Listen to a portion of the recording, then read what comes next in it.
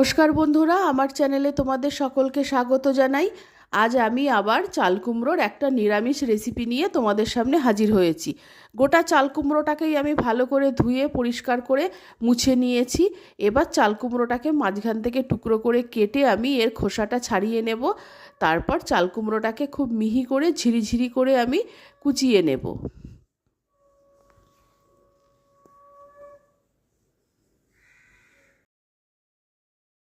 চাল কুমড়োটাকে ঝিরিঝিরি করে আমি কুচিয়ে কেটে নিয়েছি। ঘন্টাখানেক আগে কিছু মটর ডাল ভিজিয়ে রেখেছিলাম। এবার মটর ডালটাকে ধুয়ে পরিষ্কার করে একটা গ্রাইন্ডারে নিয়ে নিচ্ছি।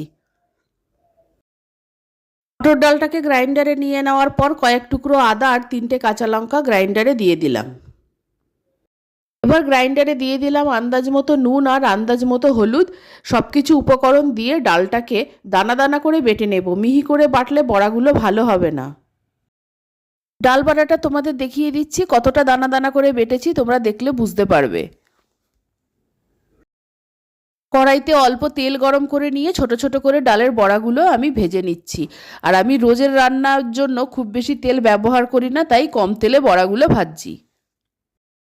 প্রথমবারে যে কটা বড়া দিয়েছিলাম বড়াগুলো আমি এপিট ওপিট দুপিটি ভালো করে ভেজে নিয়েছি।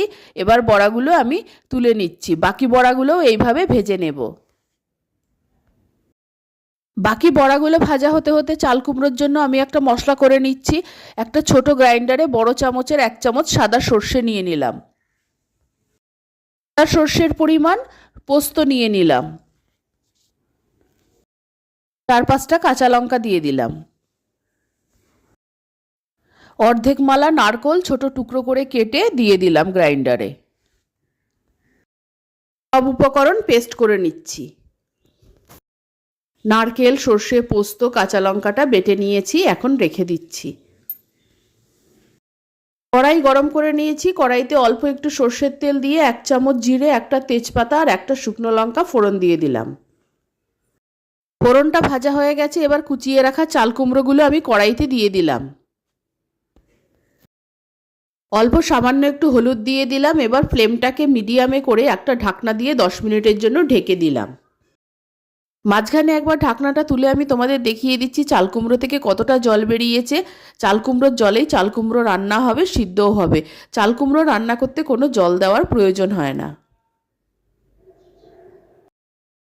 চাল কুমড়োটা যখন এরকম অর্ধেক সিদ্ধ হয়ে যাবে আর কিছুটা জল থাকবে, তখন সেই অবস্থায় আমি বেটে রাখা সর্ষে, পোস্ত আর নারকেল বাটাটা দিয়ে দিলাম।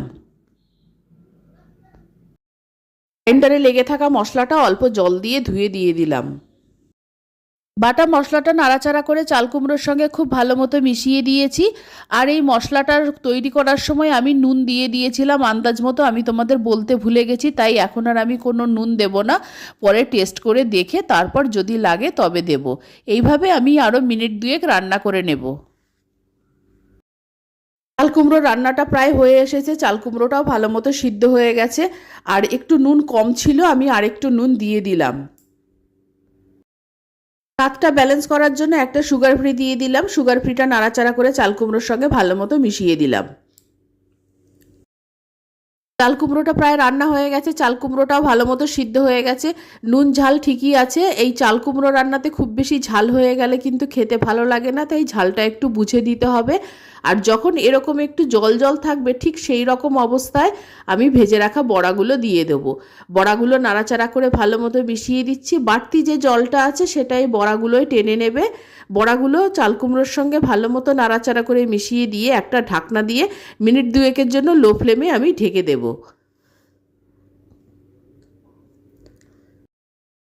মটর ডালের বড়া দিয়ে নিরামিষ চাল কুমড়োর ঘন্ট রান্না হয়ে গেছে। বাড়তি জলটাও শুকিয়ে গেছে। এবার আমি নামিয়ে নিচ্ছি।